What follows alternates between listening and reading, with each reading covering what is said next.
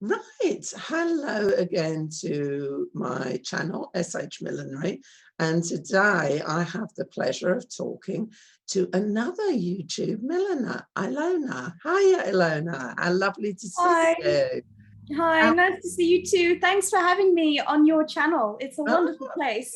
It's a pleasure, it's a pleasure. I love that all of us milliners sort of cross over and help each other out and promote each other. And also it means that for the wider world, the world of hats is opening up to everybody. Yes, exactly. And that's my mission. I always thought to myself, if I'm going to do something like hats, the most important thing is to spread the love. So not just talk about making them, but also talk about wearing them, loving them, caring for them, and making hats live on. Brilliant. That's what we like. What I'd like to do first off is chat a little bit about yourself, your background, what got you into millinery, how you got there, you know, and how your journey is progressing. So do tell us a little bit about yourself and your hat journey. So my name is Ilona, and Sarah's already introduced me. I started millinery, I think, in 2018. I signed up to a hat course at London Hat Week. And it was a kind of a 3-day course where you did a little bit of everything over a couple of days. And during that course, the tutor said, "Oh, you won't believe this. I started millinery just doing one course, and I thought, oh, I'll just make one hat and I'm done." And it turned into a business. And on the day when she said that, I thought, oh, well, how silly. I'm just going to come and make one hat and it's never going to turn into a business. And I just want to make this one hat and I'm done. And then 5 years on, 4 years on, here I am selling hats. You were bitten by the bug. You were bitten by the bug. And I have to say that I think that is great because that happens to so many people. Oh yeah, I just want to make a hat for this one occasion or one thing, and then they love it so much and everyone compliments it and then you move on. So yeah, you've been making hats ever since, and you live in London. I do live in London, and I work from home in London from my living room currently. Everything really took off for me during the pandemic, because before the pandemic, I was a professional dancer. And so I was zooming around Europe as much as I could, doing events, going to parties, teaching, learning, spreading the joy of dance, not so much the joy of hats. Yeah. And then during the pandemic, obviously everything closed down. Yeah. No dance events, can't go and have fun in a club and party. So I thought, well, I've got to find something to fill my time. And that was making the YouTube videos. So I had been making the hats all the way through the dancing, but I never really put enough time into it for it to grow and develop as much as maybe I should have been doing for it to be serious. And so over the past kind of year, since the YouTube, it really has become a serious part of my life. Yes, yeah. And let me just ask, do you make styles that you can wear for dancing, or has that progressed as well? Because your dancing is very much swing, isn't it? Yes. Yeah. So I dance a style called Balboa, which not very many people have.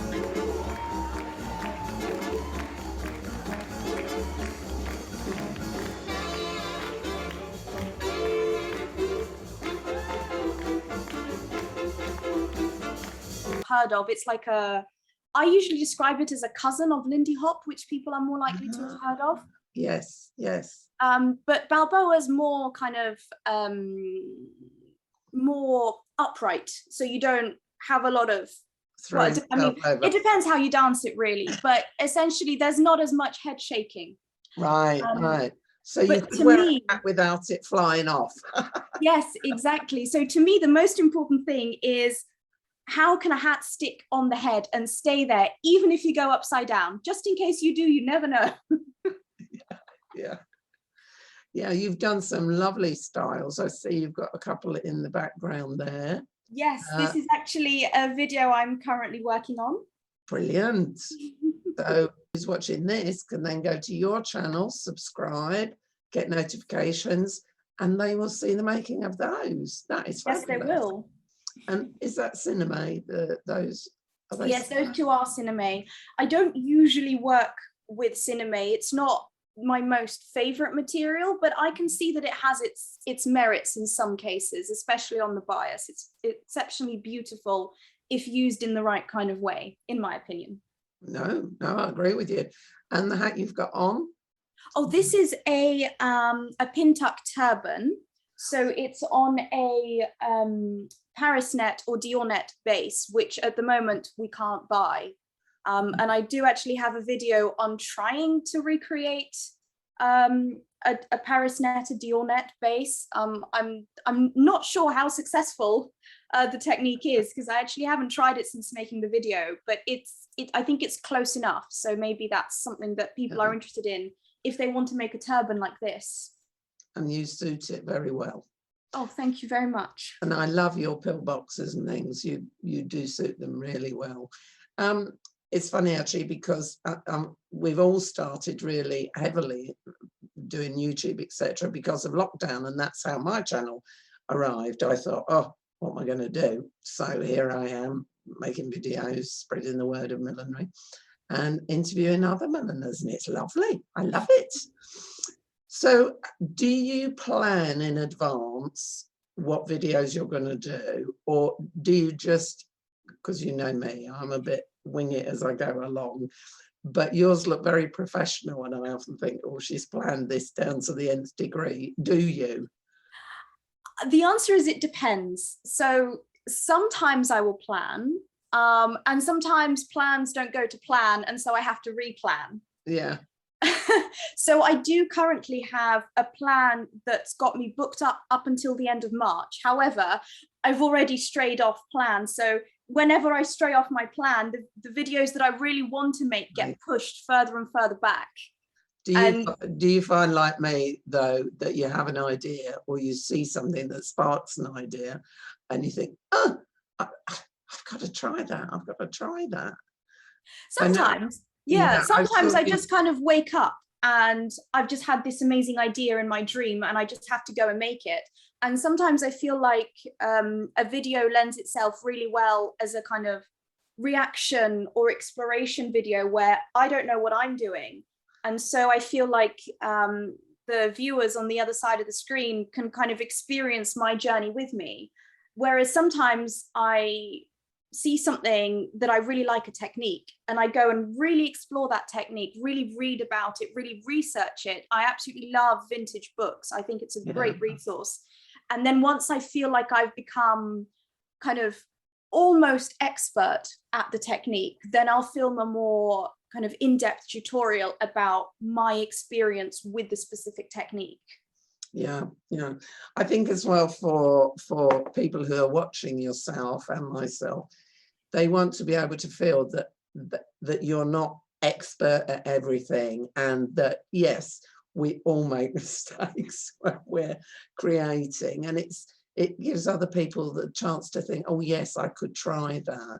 I mean, I think teaching on YouTube is a great resource. Would you ever consider teaching in real life on a one-to-one basis or in groups? Is that something you'd like to do? Yes, actually, I really think that there's such a value in spreading the skills, and there's just certain things that on a one-to-one level, you'll get more value out of it than just through a YouTube video or something where you don't have the interaction with the tutor. So from my dancing background, being a dance teacher, I've got that teaching skill set that I think can help really, teaching is a skill. Well, I brought that up really because you've just recently done a live. And it was very good. It was very entertaining. It was very well done. And you had a lot of interaction. And I suppose doing the lives, you're getting those people coming on board and asking you questions and that sort of thing. So it's the nearest we can get at the moment while things are still in a bit of flux regards COVID and lockdown, etc. So I'm looking forward to more lives because I've never been any good at them. So. I think there'll be more lives coming. I think the thing with the live stream, I mean, back to the teaching, the thing you don't have in a live stream is I can't see the other person. Yeah. Whereas if I had a one-to-one call or a group call with some students, then I can give feedback with that. Oh, yeah. And that is obviously a lot more helpful, but you can't do that through the YouTube. I've only got the chat, and sometimes I know I miss the messages because it's just me in my room. Yeah, you need 3 pairs of eyes, don't you? One to be looking at the camera, one to be making the hat, and one to be looking at the chat. Yeah, it's a lot of multitasking. And actually after the live, I shut the computer down and I almost fell asleep at my desk because I was so tired afterwards, but it was so worth it. I watched it back just to make sure that all the quality and the sound was all good, and yeah, it was all good and fine, and I really enjoyed that. And the other benefit of that is there's no editing afterwards. No, it's just out there. Yeah, I quite agree. Do you sell your millinery at the moment, or are you looking into that? I do. I have a website, which is byilona.co.uk. And I price my hats at the mid-range, I would say. Okay. I feel like if they were priced as absolute luxury items at the top end, then no one would buy them, and that would be a shame, because then you're creating things that don't have a purpose in life. Yeah. I'm a big believer in objects having a purpose. Yes. Or possessions are there to be loved and used, not just displayed and looked at, but you want to, if you buy a hat, you want to wear it, and you don't just want to wear it once, you want to wear it, you know, to 3 different events and find different matching outfits. And that's another side of the YouTube channel that I'm really enjoying exploring, is not so much the hat making, but the hat styling and hat wearing. Yes, because if you buy a hat, you've got to know how to wear it, how to use it to express yourself, how does it make you feel, and how to put that across in your clothing choices. Yes, good idea. I think that's very true, because a lot of people, especially when they come to me as a client and they go, I don't wear hats, you know, and you think, yeah, but you'd look fab in them if you know what you're wearing and having the right outfit. So the answer to that would be, you're not wearing hats yet. No. Also, I like the fact that you've had video tours of your home and your work studio and how you store everything. I must say, you're so much more neat and tidy than me. You wouldn't think that if you currently looked behind this camera. Because it often, people forget that making hats requires quite a bit of materials, and storage can be a problem. And I know not everyone has the space for storage. What would you say to someone who's starting out on millinery? What would you say should be their first choices for something to do or something to buy, or some way of getting into millinery without spending a fortune and having to have a huge room to put everything in? I would say that the very first thing that you want is a poupée head, because the poupée head, especially if you've got an average size head of, I think the average is 22 inches these days. About 22 and a half. Yeah, we've got, don't even ask me what mine is, it's a big one. See, I've got a tiny head. Yeah. So my poupée head is actually too big for me. But I would really recommend a poupée head, because it's cork, usually on the inside. It's super easy to pin into. And what it does is it gives you a base that you can do non-head fitting hats to. So if you wanted to get into hats and make a crown and a brim shape, I think put that idea to one side and just experiment with smaller things, just so that you can get used to the techniques and the ideas, because they all apply to the hats later on. And on a poupée head, you can block with buckram, you can block with cinnamon, you can block with wool felt, fur felt, pretty much any material you can think of, as long as you cover it in cling film, like you would with a wooden block.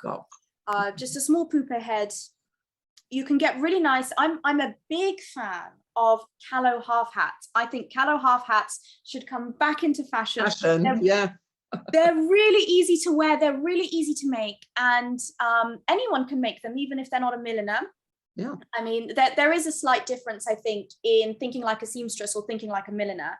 There are slight differences in the mindset, but I think even if you've got basic hand sewing skills, you can make a simple calot half hat, which is much easier to make than a pillbox. Yes. And you can cover it in lots of different things. And if you don't feel like sewing, you can even glue things on, but I didn't say that. I didn't say that. Well, it's funny actually, you mentioning glue, because some milliners go, oh, tut, tut, tut, tut, tut, tut, tut, regards glue. But every vintage book you look in, they used glue, because there are instances where you have to, there's no other way of gluing. Now, obviously in that day, it was all rabbit glue and, you know, strong stuff. But I always say, use everything at your disposal in this modern age. So yes, I try not to use a lot of glue, but like you, sometimes it's just inevitable, isn't it? I always think that the only time I would use glue is when sewing is really not an option. Yeah. So I don't think I'd use it to glue in a Petersham ribbon, which I have seen on some hats. And I know, yes, someone asked me about that, and I said, well, it's going to be the most uncomfortable hat. Yeah, because you can really feel that glue against your head. If it's a head-fitting hat, there's just no point. Like if you're really time-strapped, just sew it on a machine with the Petersham ribbon. It is possible, as long as you've got the machine on the right settings, you can just whip it up in no time, if that's your preference. But I really wouldn't use glue for that. But there's one hat I make that happens to be a calot half hat, where I attach little plastic roses. And you can't sew through the plastic, you can't poke a needle in. So what I do is I glue them to a felt pad, but then I sew the felt pad onto the hat. Yes. Yes. So that's kind of how I would use glue. I'd use it alongside the stitching. No, very good, very good. Do tell me, what are your plans for 2022? Well, I haven't thought further than March. It's so I think one of the big things for me is this year, it feels like it's going to be my year of content on YouTube. I know I've been kind of going already for the past however many months. I think it's been about 8 months or 9 months now. But I just really feel like I've finally got into the swing of things. I've figured out what I like, what my audience likes. And I've still got formats, video formats that I want to experiment with. So just more things, a variety of things, growing a community, spreading the love of hats, hopefully also starting a Patreon or something similar to that. So maybe stay tuned for that. Yes. Oh, yes. Good idea.